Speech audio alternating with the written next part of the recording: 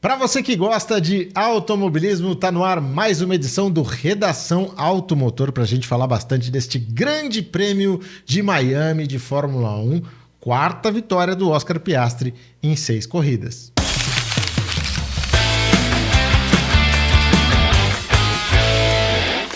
Muito bem, e para a gente começar esse papo aqui, eu estou mais uma vez com a redatora do Automotor, a Andréa Amadeu, que vocês estão mais do que acostumados a conferir aqui no canal também com grandes entrevistas.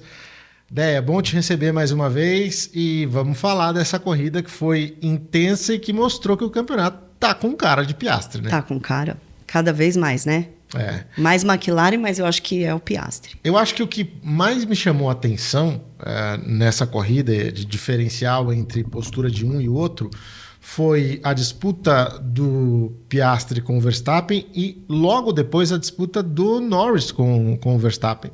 Você percebe que o Piastri chega muito mais frio, ciente dos movimentos que ele vai fazer, força o Verstappen a cometer um erro, a passar reto ali na frenagem e ganha a posição numa boa, numa nice. E o Norris, em compensação, teve muita dificuldade, chegou a escapar da pista, teve de devolver posição.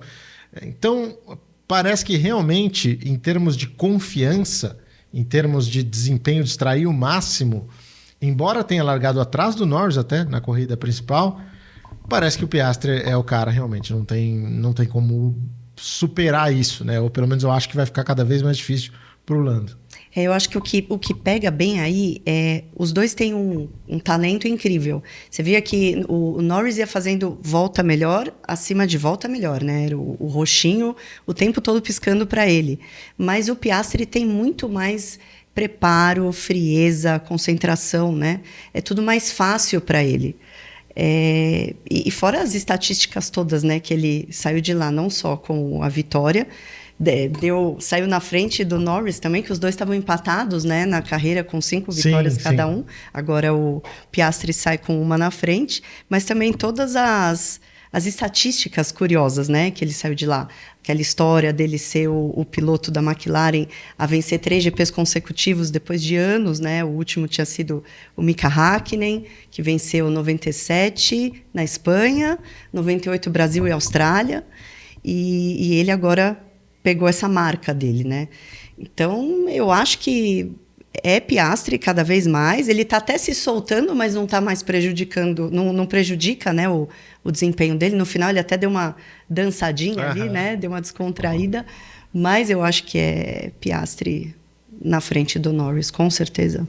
Outro ponto que me chamou bastante atenção nesse fim de semana foi aquele momento em que ele dividiu curva ali também com o Antonelli. E que o Antonelli até reclamou, falou, ele me jogou para fora, isso na sprint, né? E na verdade é isso, mostra como o Piastri sabe lidar com essas pressões, seja com o Verstappen, seja com o moleque novato, ele é o mesmo cara, com a mesma conduta, não fica feio, não é aquela coisa de jogo sujo e sai acima, né? Sai com um bom nível ali.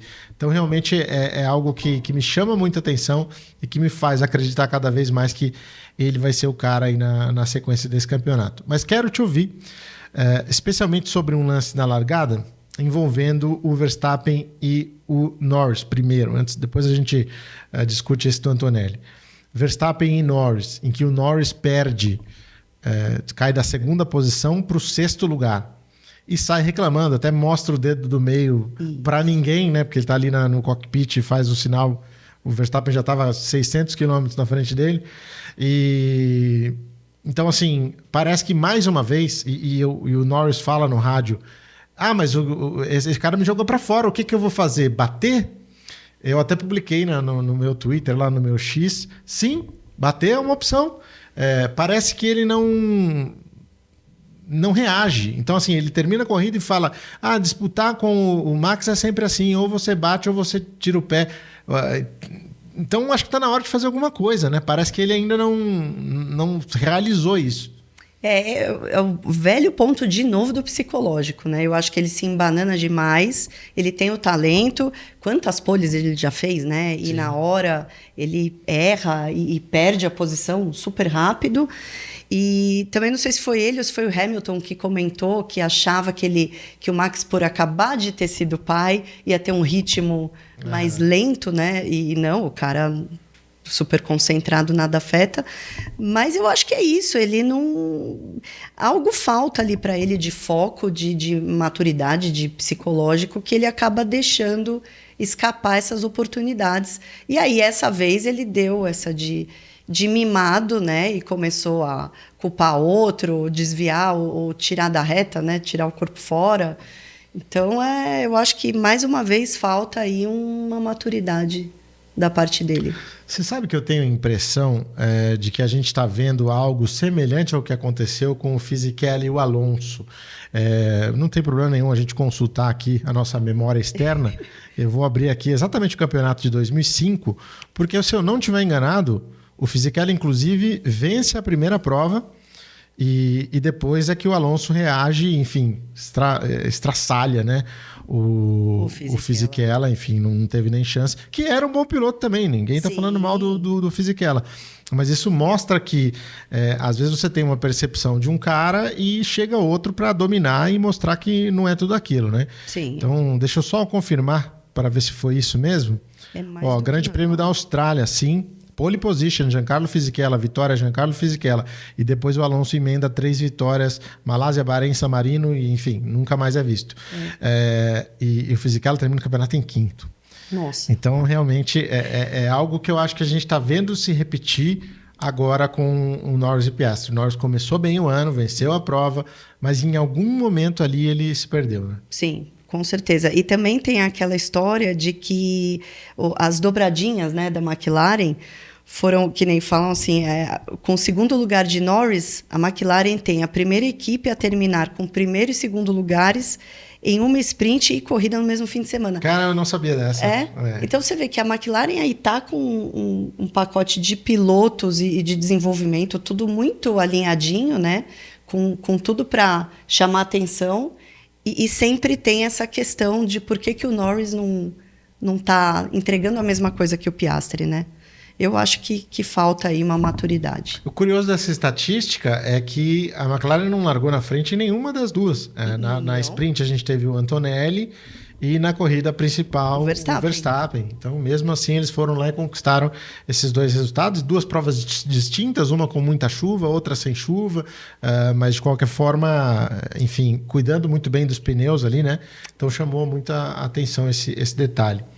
Vamos falar do Antonelli? Vamos. Porque vou dizer aqui que me surpreendeu muito. Não só o desempenho do Antonelli, como o da Mercedes como um todo. Mas o Antonelli, principalmente, porque é um garoto, 18 anos de idade, e a gente sabe que não vale para estatística, né, oficialmente na Fórmula 1, mas ele é o cara mais jovem a largar na frente da história.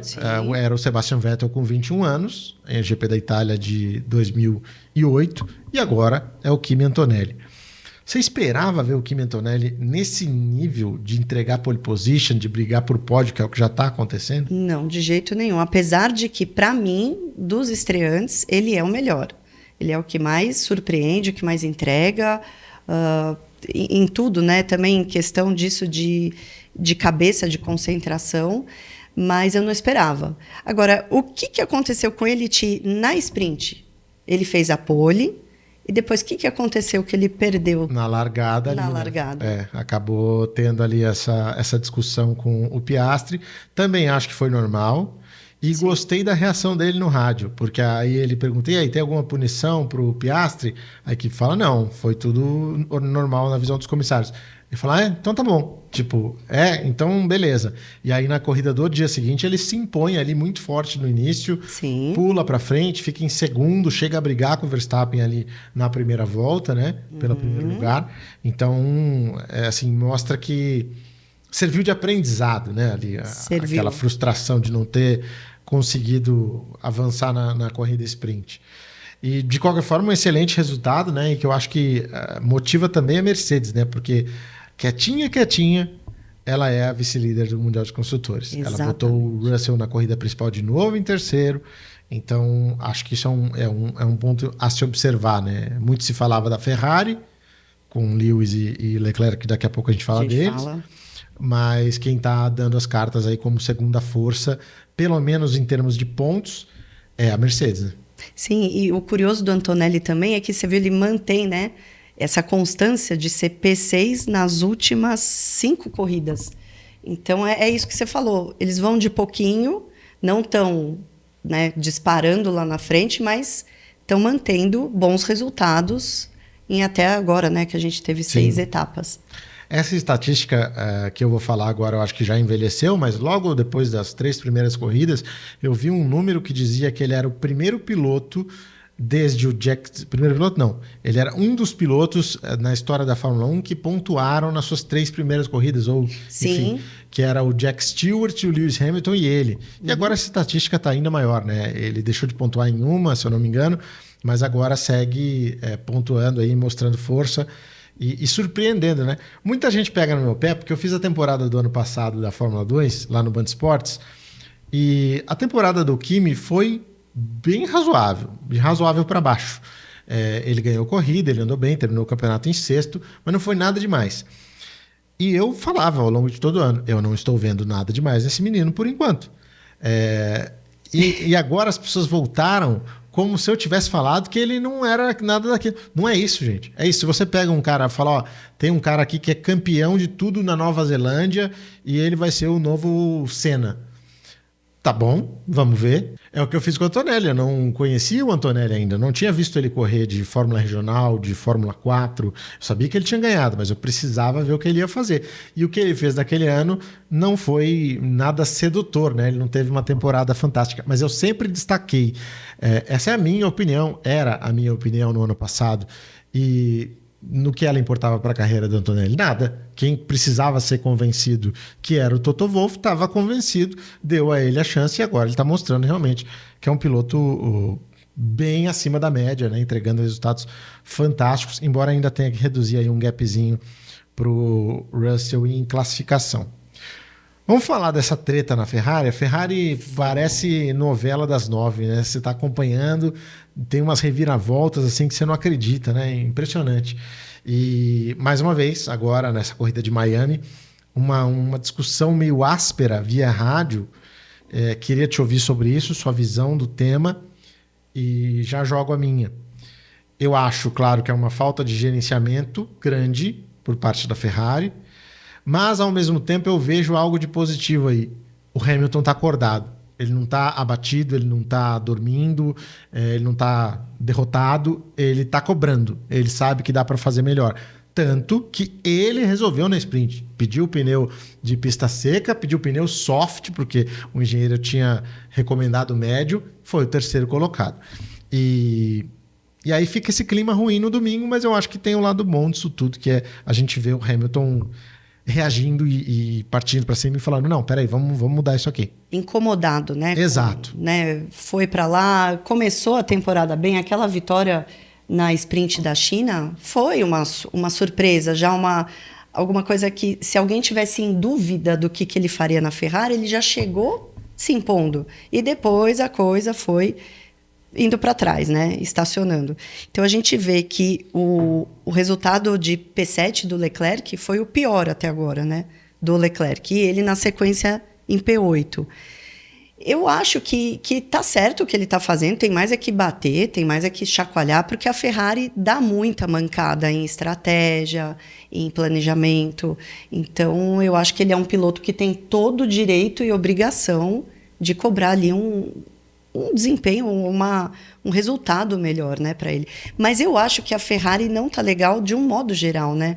Você vê, das quebras que a gente teve na corrida, 2 motores eram Ferrari. Então a gente fica meio assim, até onde ele pode ir, né? Até onde a Ferrari pode entregar para ele. Então eu acho que ele tá um pouco amarrado em avançar um pouquinho mais. Eu vejo dessa forma.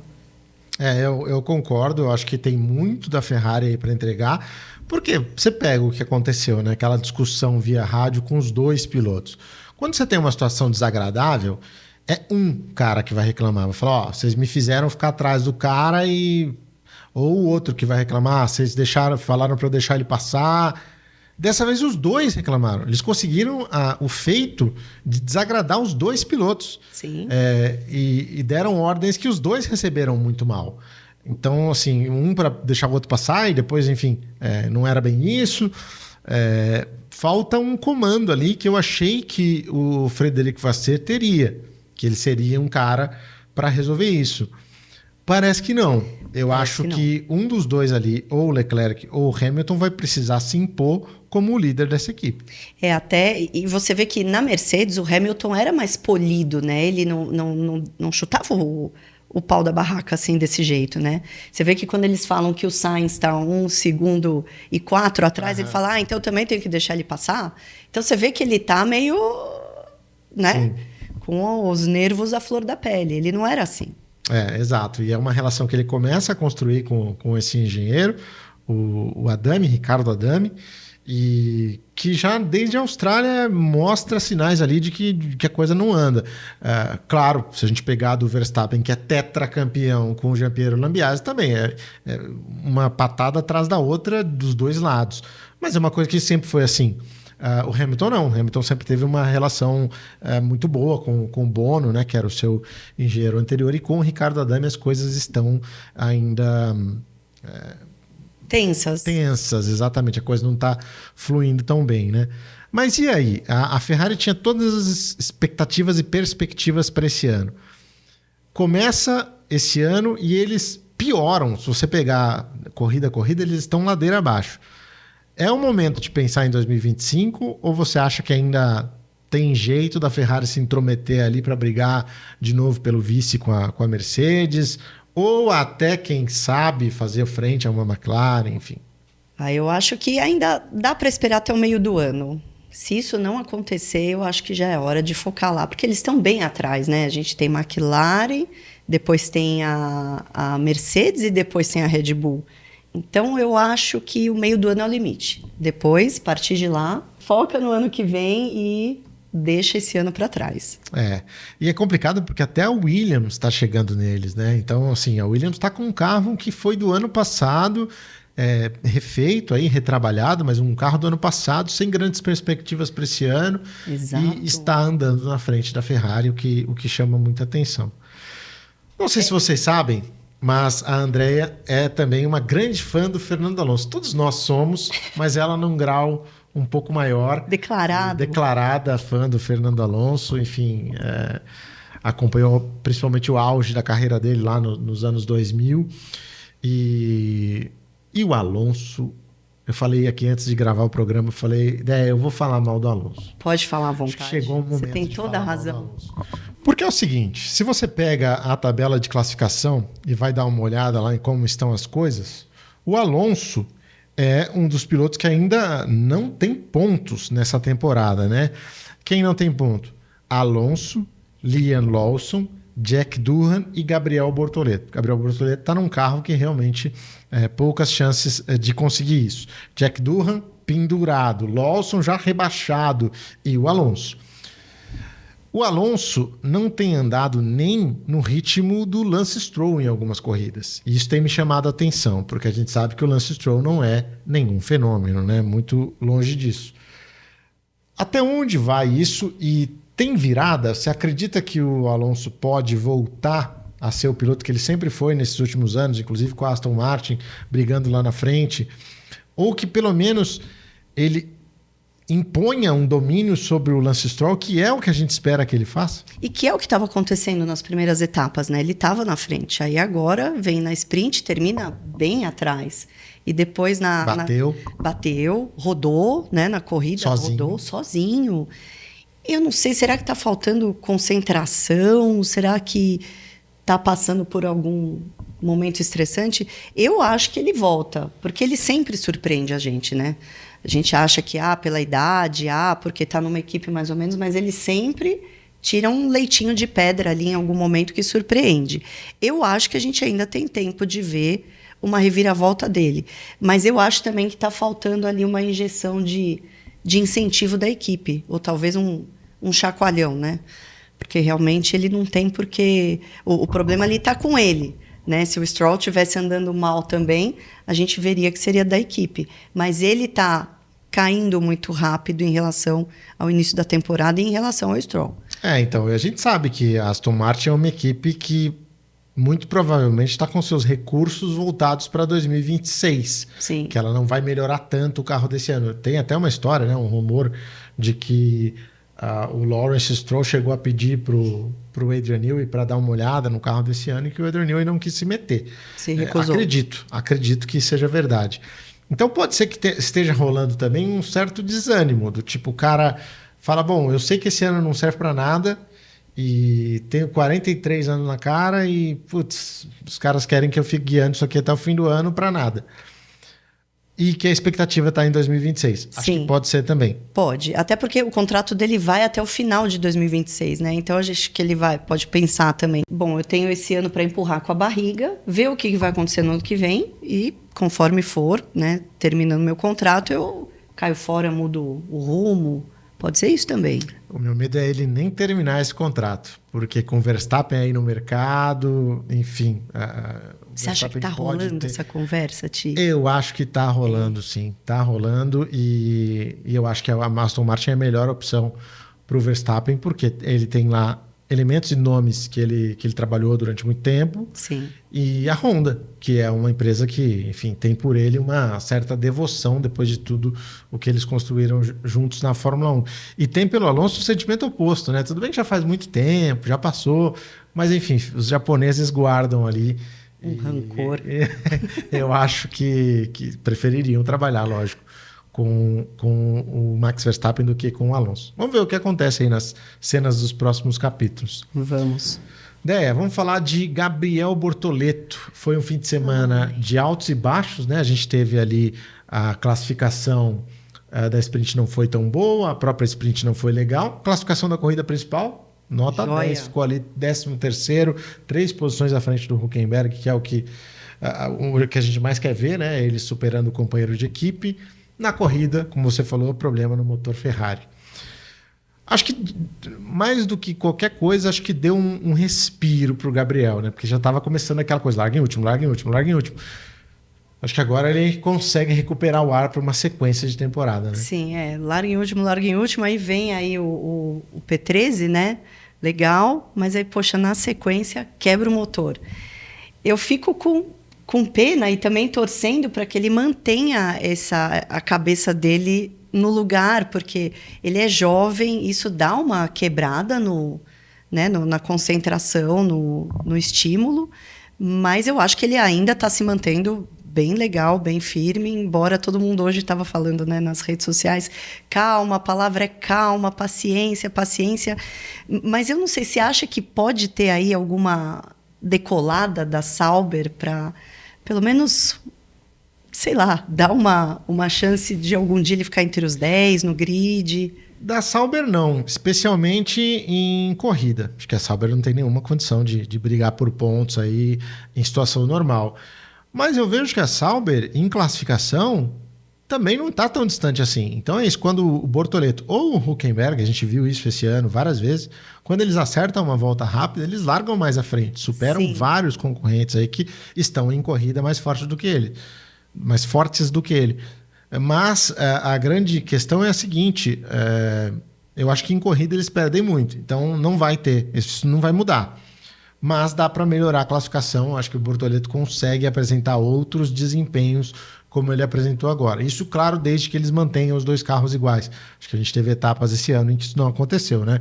Naturalmente, pelo Sim. tamanho do Hülkenberg, que foi contratado pela Audi, que é o cara que é primeiro piloto, ninguém está escondendo isso aqui não.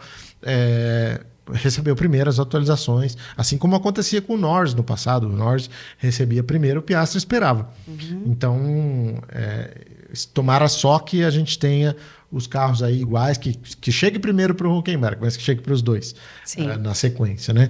Então, acho que pode ter, sim, um avanço em classificação por parte deles e é o que eu gostaria muito de ver e acho que o Bortoleto precisa disso para passar esse ano tranquilo. Porque a gente sempre falou, é projeto de longo prazo, é para daqui mais alguns anos, mas precisa passar ileso também, né? Porque não dá para você, no meio desse turbilhão, se queimar ou, enfim, sucumbir à própria pressão que o piloto mesmo faz, né?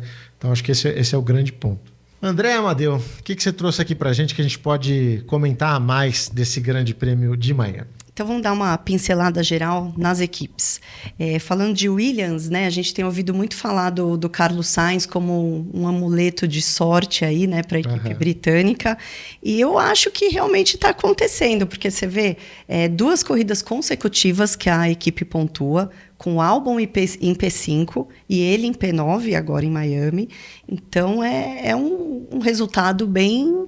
assim, não esperado, né? Perto do que a gente via da equipe ano passado, eu acho mesmo que ele está, se não é sorte, está trazendo alguma coisa a mais, né? Parece que ele se encontrou, né? Ele teve no início ali que ele andou atrás do álbum e tal, mas agora, mesmo tendo chegado atrás do álbum, parece que ele se encontrou. Na última volta teve aquele entreveiro lá com o Hamilton, eu achei normal, achei que o Hamilton talvez pudesse ter protegido um pouco antes, mas nada demais também. Nada demais. Faz parte do jogo. E no começo todo mundo, poxa, tirar o Carlos Sainz da Ferrari e colocar na Williams, né? Não é bem assim, as aparências enganam. Os dois estão andando juntos ali. Exatamente. E o que a gente vê também, voltando no que você falou, a Mercedes está ali em passos de formiguinha, né? O que foi curioso também foi o terceiro lugar do Russell agora em Miami, fez ele chegar nos 4 pódios da temporada, né? A gente não está nem na metade da temporada, e foi exatamente o que ele conquistou na temporada inteira do ano passado. Caramba! Só em 2024 inteiro ele teve 4 pódios e ganhou corrida. E esse ano, com 6 corridas, ele já tem 4 pódios no bolso. Então a gente vê que realmente a Mercedes está ali quietinha, mas está trabalhando. Está consistente. Está consistente. Isso é bem legal. De Red Bull, o que chamou a atenção, em 6 corridas de 2025, o Verstappen ficou fora do pódio em 3. Então, também, né, uma coisa que chama a atenção, porque a gente via ele ali direto, né, o primeiro, o segundo, o pódio, então, de repente... Consistência era a chave dele, Consistência, sim. Agora, né, P4, e nessas foram já 3 pódios fora. Isso chama a atenção. E com o 4º lugar dele mesmo, foi o primeiro pódio em Miami que ele ficou de fora. Caramba! Então, ali tem uma Nem questão... quando ele largou lá em 10º, né? Não. Veio passando, todo mundo ganhou a corrida. Nada. Novos tempos. Novos tempos. E eu acho que é isso. Da McLaren, a gente já falou de várias estatísticas aí. Eu acho que de curiosidades são essas. Que bacana. Olha só, então eu quero aproveitar essa parte final aqui do nosso programa do Redação Automotor para convidar você na próxima quinta-feira, hein? Tem a entrevista com o Nick Giafone, piloto da Copa Truck, filho do Felipe Giafone, e também está metido a comentarista aí nos últimos tempos, que eu tenho visto ele lá no Band Esportes mandando muito bem. Então vamos falar sobre vários assuntos aqui, inclusive Fórmula 1 também e a carreira do Nick Giafone nesta quinta-feira. Déia, obrigado pela sua participação mais uma vez. E obrigada nos encontramos a você, aqui no Redação Automotor e na redação do Automotor. Com certeza. Valeu, pessoal. Até mais. Tchau. É isso. Se você gostou desse conteúdo, deixe o seu like. Se você gostou, compartilhe. Também, claro, inscreva-se no canal. Isso é muito importante pra gente. E, acima de tudo, participe do debate. Quer dar uma opinião? Falar alguma coisa que você concordou, que você discordou? A caixa de comentários está aí aberta para vocês, tá bom? Da minha parte também, um grande abraço e até a próxima. Tchau!